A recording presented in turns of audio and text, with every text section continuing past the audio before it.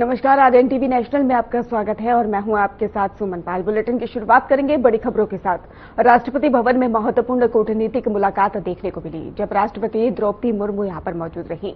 इसके साथ ही जानकारी सामने आई कि जहां पर यह मुलाकात खास बताई जा रही है और इसके साथ ही बताया गया कि सोशलिस्ट रिपब्लिक ऑफ वियतनाम के राष्ट्रपति तो लाम से भेंट की है और जहां पर यह मुलाकात दोनों देशों के बीच में पारंपरिक रूप से मजबूत रहे संबंधों को और अधिक गहराई देने की दिशा में एक महत्वपूर्ण कदम भी मानी जा रही है। के दौरान दोनों नेताओं ने भारत और वियतनाम के बीच में सहयोग पर विस्तार चर्चा की और विशेष रूप से व्यापार, रक्षा, शिक्षा, संस्कृत आदान प्रदान और तकनीकी सहयोग जैसे क्षेत्रों को और मजबूत बनाने पर भी विशेष जोर दिया गया। तो वियतनाम के बीच में वार्ता खास होने जा रही है। राष्ट्रपति भवन में यह मुलाकात थी जहां पर साझेदारी बढ़ाने पर विशेष जोर दिया गया। शिक्षा, संस्कृति संबंधों की दिशा के लिए यह मुलाकात बताई जा रही है।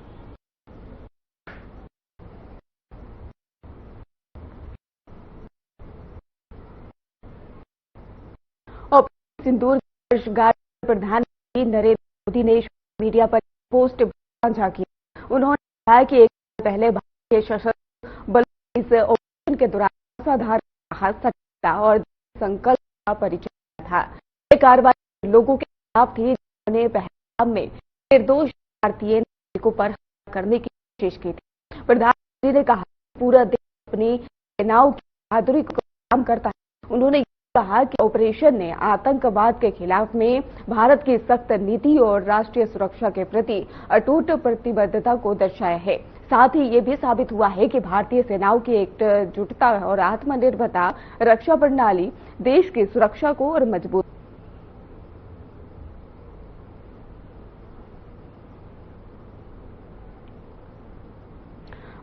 पश्चिम बंगाल के उत्तर 24 परगना जिले में बड़ी आपराधिक घटना सामने आई, जहां पर बीजेपी नेता शुभेंदु अधिकारी के निजी सहायक चंद्रनाथ रथ को अज्ञात हमलावरों ने गोली मार दी। यह वारदात मध्यग्राम इलाके में हुई और घटना के बाद से इलाके में तनाव का माहौल बन गया है। भारी पुलिस बल भी तैनाती की गई है, लेकिन सुरक्षा व्यवस्था को देखते हुए पूरे क्षेत्र को छावनी में बदल दिया गया है। वहीं पर पुलिस ने कथित संदिग्ध की कार की वीडियो जिसे कि पुलिस ने जब्त कर लिया है और ये भी सामने आ रहा है। इस मामले को लेकर लगातार छानबीन की जा रही है। वहीं पर राजनीतिक महकमे में देखा जाए तो हलचल अब तेज हो गई है। तो मध्यग्राम में भारी पुलिस बल की तैनाती साफ तौर पर नजर आ रही है। अज्ञात हमलावरों की तलाश लगातार जारी है।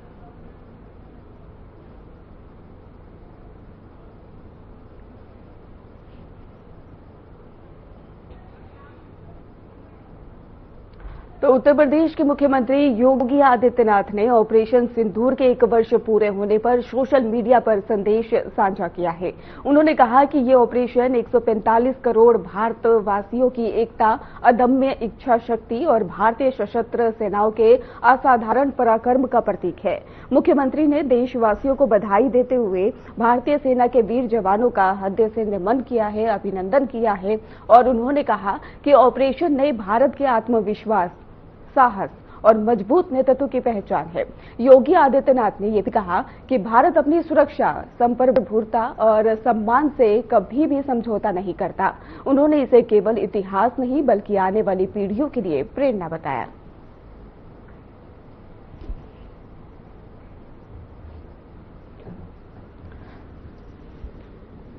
तो सीएम योगी आदित्यनाथ ने खास संदेश, जहां पर ऑपरेशन सिंदूर की वर्षगांठ पर उन्होंने साफ तौर पर कहा कि नए भारत का आत्मविश्वास दिखा। भारतीय सेना के शौर्य को उन्होंने सलाम किया। इसके साथ ही सुरक्षा पर भारत सख्त रुख अपनाता है, इसको लेकर भी उन्होंने कहा और विजय गाथा प्रेरणा का स्रोत बनी है, ऐसा सीएम योगी आदित्यनाथ कहते नजर आए।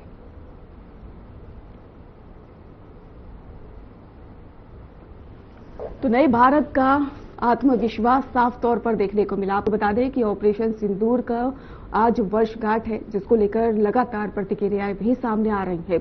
वहीं पर सुरक्षा को लेकर साफ तौर पर सीएम योगी आदित्यनाथ कहते नजर आए। राजस्थान के मुख्यमंत्री भजन लाल शर्मा ने प्रतापगढ़ जिले के बम्बोरी में आपको जानकारी देते चले, जहां पर ग्राम विकास चौपाल का इस गांव में आयोजन किया गया और सुबह की मॉर्निंग वॉक के दौरान ही उन्होंने गांव के लोगों से सीधे बातचीत की है, उनकी समस्याएं सुनी है। उन्होंने बता दें आपको कि ग्रामीणों से शिक्षा, स्वास्थ्य, सड़क और पानी जैसी बुनियादी सुविधाओं को लेकर फीडबैक भी लिया है और इसके साथ उन्होंने कहा है कि सरकार का उद्देश्य गांव का समग्र विकास करना है, हर नागरिक तक योजनाओं का लाभ पहुंचाना है और इस दौरान ही ग्रामीणों ने भी अपनी जरूरतें और सुझाव साझा किए हैं। मुख्यमंत्री ने अधिकारियों को समस्याओं के त्वरित समाधान के भी निर्देश दिए।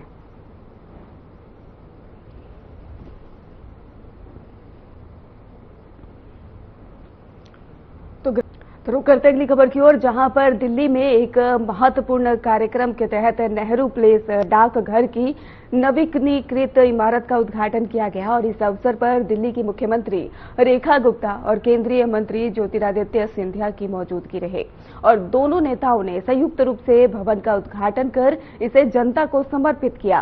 कार्यक्रम के दौरान ही अधिकारियों ने बताया कि इस डाकघर को आधुनिक सुविधाओं के साथ में पूरी तरह से पुनर्निर्मित किया गया है, जिससे कि नागरिकों को बेहतर और तेज सेवाएं मिल सकेंगी।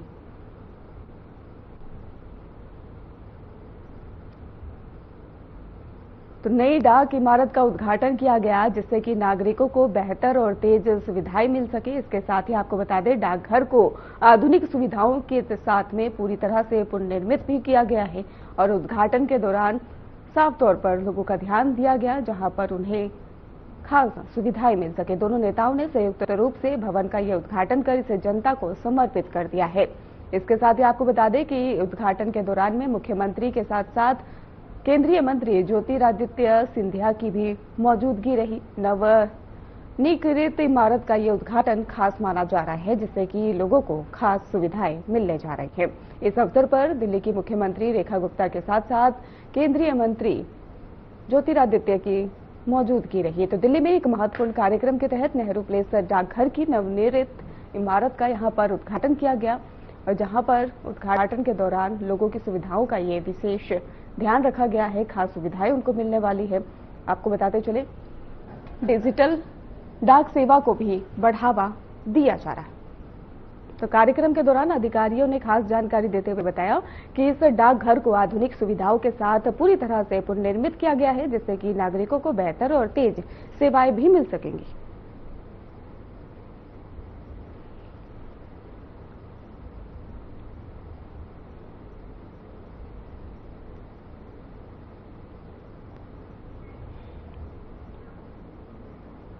मध्य प्रदेश सरकार ने उन छात्रों के लिए एक और मौका दिया है जो कि इस साल 10वीं और 12वीं बोर्ड परीक्षा में सफल नहीं हो सके। माध्यमिक शिक्षा मंडल के तहत द्वितीय परीक्षा 7 मई को पूरे प्रदेश में शुरू हो रही है और मुख्यमंत्री डॉक्टर मोहन यादव ने खुद छात्रों को शुभकामनाएं देते हुए कहा कि असफलता अंत नहीं होती, ये नई शुरुआत का अवसर होती है। उन्होंने कहा कि हर छात्र में क्षमता है और ये परीक्षा केवल अंक सुधारने का नहीं बल्कि आत्मविश्वास बढ़ाने का भी अवसर है। सरकार का उद्देश्य छात्रों के भविष्य को बेहतर बनाना और उन्हें आगे बढ़ने का अवसर देना है।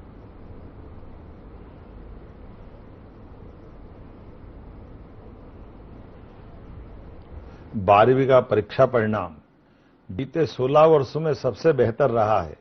इसी प्रकार 10वीं के परीक्षा परिणाम भी अच्छे रहे, लेकिन कुछ परीक्षार्थी सफल नहीं हो सके। ऐसे बच्चों के लिए मध्य प्रदेश सरकार सेकंड परीक्षा कराने जा रही है। द्वितीय परीक्षा या अवसर की शुरुआत 7 मई से हो रही। ऐसे बच्चे जिनको पहली परीक्षा में कोई कठिनाई आई, उनको लिए दूसरा अवसर, अर्थात एक साल में 2 बार बोर्ड की परीक्षा होना, ये वाकई एक बड़ा मौका भी है।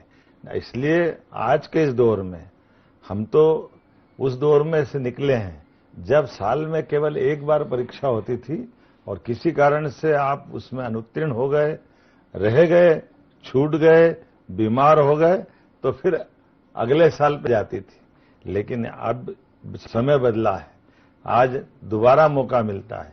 इसलिए ऐसे बच्चे जिनको किसी कारण से पहले अटेम्प्ट में दिक्कत आ रही, उनको 7 मई से होने वाली परीक्षा के लिए मेरी अपनी ओर से अग्रिम शुभकामना है। आप सभी के लिए केवल ये परीक्षा नहीं है, आप केवल छात्र नहीं है, भविष्य की धरोहर है। इसलिए आप सबके प्रति आपके सपनों की मेहनत के लिए मैं आपका, आपके परिवार का और शिक्षकों का, सबका जो विश्वास आप में है, उस विश्वास को बनाए रखने की जवाबदारी भी आप ही की है। मैं समझता हूं कि कभी कभी परिस्थितियां हमारे अनुकूल नहीं होती, परिणाम उम्मीद के अनुसार नहीं आते, इससे मन थोड़ी देर के लिए विचलित हो जाता है। लेकिन सच्चाई यह है कि अपने सपने कभी रुकते नहीं, वह बस सही मौके का इंतजार करते हैं, और यह वही मौका है। मैं हर विद्यार्थी से कह रहा हूं, एक परिणाम आपके पूरे भविष्य की कहानी तय नहीं कर सकता है। प्रदेश सरकार की ओर से भी यह अवसर इसी दिशा में उठाया गया एक ठोस कदम है। यह योजना नहीं है, बल्कि विद्यार्थियों के सपनों को फिर से उड़ान देने का संकल्प है। यह उन बच्चों की उम्मीद को भी नई किरण देने का काम है जो 10वीं या 12वीं परीक्षा में किसी कारणवश अनुत्तीर्ण हो गए या नहीं दे पाए परीक्षा। द्वितीय परीक्षा विद्यार्थियों के लिए एक नई शुरुआत है, एक ऐसा मौका है जहां आप सभी अपनी मेहनत को फिर से सही साबित कर सकते हैं, अपने आत्मविश्वास को पुनः खड़ा कर सकते हैं, अपने लक्ष्य के और करीब जा सकते हैं। वही अब प्रदेश में माध्यमिक शिक्षा मंडल द्वारा 10वीं 12वीं की बोर्ड की द्वितीय परीक्षा 7 मई से प्रारंभ हो रही है। ये नया इतिहास बन रहा है। नई शिक्षा नीति के माध्यम से माननीय प्रधानमंत्री नरेंद्र मोदी जी की ओर से पूरे देश के लिए यह अवसर उपलब्ध हो रहा है। ऐसे में मध्य प्रदेश अग्रणी उन राज्यों में से है जो यह अवसर हमारे सभी विद्यार्थियों को 10वीं और 12वीं में देने जा रहा है। अभिभावकों और शिक्षकों से भी मेरा विनम्र निवेदन है, इस समय बच्चों के साथ खड़े रहे। किसी कारण से पिछली परीक्षा में वो जो पीछे रह गए, उनको आगे बढ़ने का, उनके मन को समझने का, उनको सपोर्ट करने का मौका है। आइए हम सब मिलकर के उनके अंदर पुनः विश्वास भरें, उनको नई ऊर्जा दें। हर विद्यार्थी में अपार क्षमता होती, अगर जरूरत है तो केवल उसे पहचानने की, उसे संवारने की, उसे सही दिशा देने की। याद रखिए, यह परीक्षा अंक सुधारने का नहीं, बल्कि अपने आत्मविश्वास को फिर से मजबूत करने का अवसर है। अंत में मैं आप सभी को परीक्षा के लिए अग्रिम शुभकामना देता हूं। आप प्रदेश का भविष्य हैं और आप सफल होकर अपने सपनों को साकार करें, मध्य प्रदेश का नाम रोशन करें। आप सभी को उज्जवल भविष्य की ढेरों शुभकामनाएं। आगे बढ़ें, सफल हो और अपने जीवन में नई ऊंचाइयां छुए। मंजिल आपका इंतजार कर रही है। मेरी अपनी ओर से पुनः आप सबको बधाई। बहुत बहुत धन्यवाद।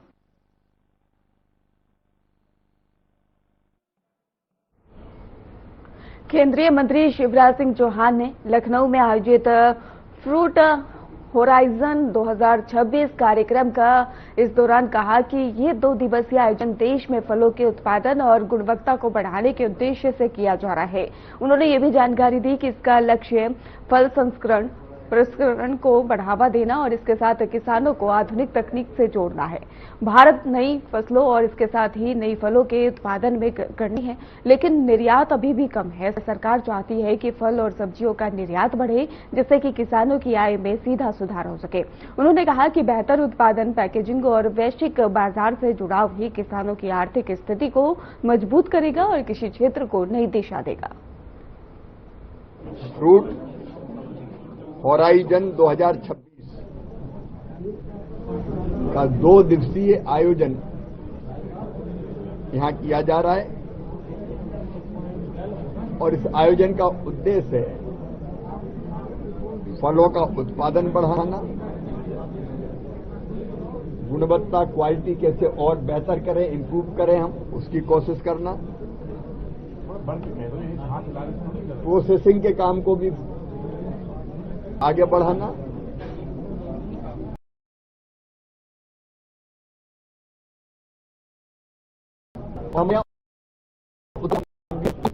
आयोजन किया जा रहा है। कल मुख्य कार्यक्रम यहां आईसीआर के केंद्रीय उपोष्ण बागवानी संस्थान रहमान खेड़ा लखनऊ में आयोजित होगा।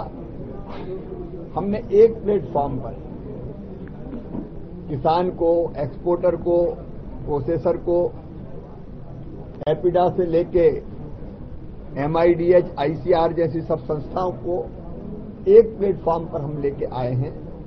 अभी आपने देखा कि हम समस्याओं की चर्चा कर रहे थे, अलग अलग तरह की समस्याएं, चाहे वो सेल्फ लाइफ बढ़ाने की हो, चाहे फ्रेट के मामले में हो कि किराया ज्यादा लगता है, चाहे इंफ्रा का सवाल हो, पैक हाउस हो, कोल्ड स्टोरेज हो, राइपनिंग चैम्बर हो, ट्रांसपोर्टेशन के मामले हो, कई विषयों पर हमने चर्चा की है और कल ये चर्चा जारी रहेगी।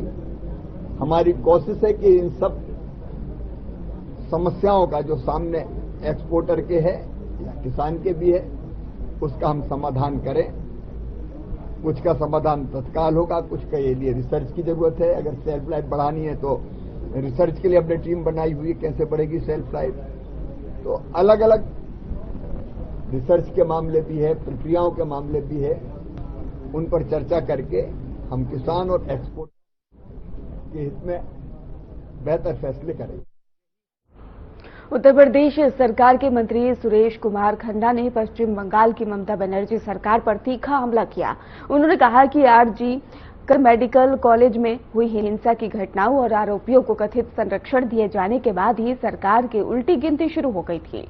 मंत्री ने यह भी आरोप लगाया कि उस समय से ही बंगाल के लोगों में शासन व्यवस्था को लेकर असंतोष बढ़ने लगा था और इसके साथ ही लोगों को लगने लगा था इसको लेकर कि लगातार प्रतिक्रियाएं और प्रशासन अपनी सीमाएं पार कर रहा है। और उन्होंने कहा कि जनता अब जब हालात को देख रही है और जवाबदेही तय करना चाहती है तो ये बयान राजनीतिक हलचल और ज्यादा तेज कर रहा है।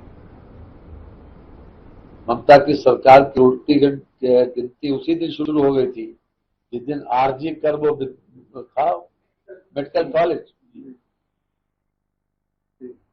उसमें जिस प्रकार से ज्यादती की गई और ज्यादती करने वालों को संरक्षण दिया TMC ने, उसी दिन से बंगाल की जनता ने तय कर लिया था कि इनकी अराजकता की सीमाएं क्रॉस कर रही हैं। राष्ट्रीय सुरक्षा की दृष्टि से भी उनकी नीतियां देश हित में नहीं थी, वो ऐसे लोगों को संरक्षण दे रही थी जो राष्ट्र विरोधी गतिविधियों में लिप्त थे। लोकतंत्र में जनता की इच्छा जो है वही अंतिम मानी जाती है।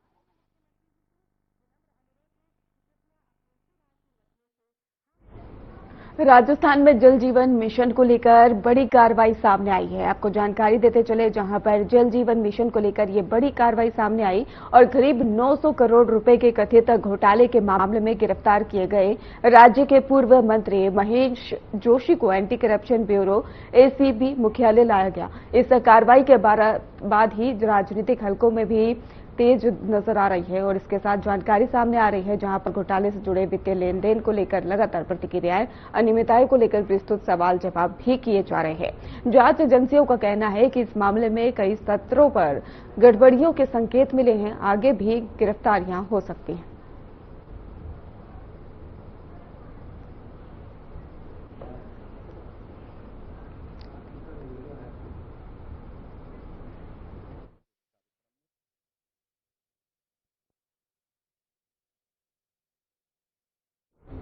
तो सीधे लिए चलते हैं आपको लखनऊ, जहां पर नियुक्ति पत्र कार्यक्रम का आयोजन किया जा रहा है। CM की भी मौजूदगी है। देखिए, सुश्री एकता कुशवाहा,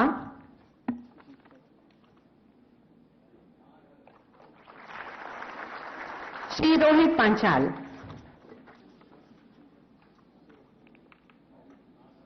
इसके बाद आयुष विभाग के हमारे नवचयनित कुमारी वनीशा,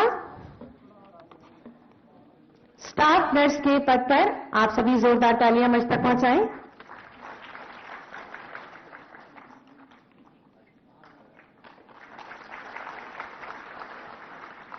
सुश्री पूजा रानी,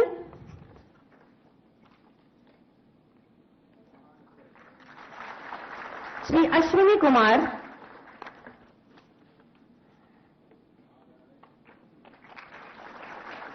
डॉक्टर गरिमा चौरसिया, चिकित्साधिकारी होम्योपैथ।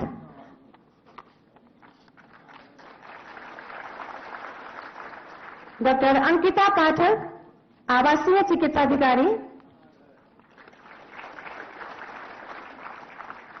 डॉक्टर सानिया खान, चिकित्साधिकारी यूनानी। दिव्यांगजन सशक्तिकरण विभाग से अनुपम।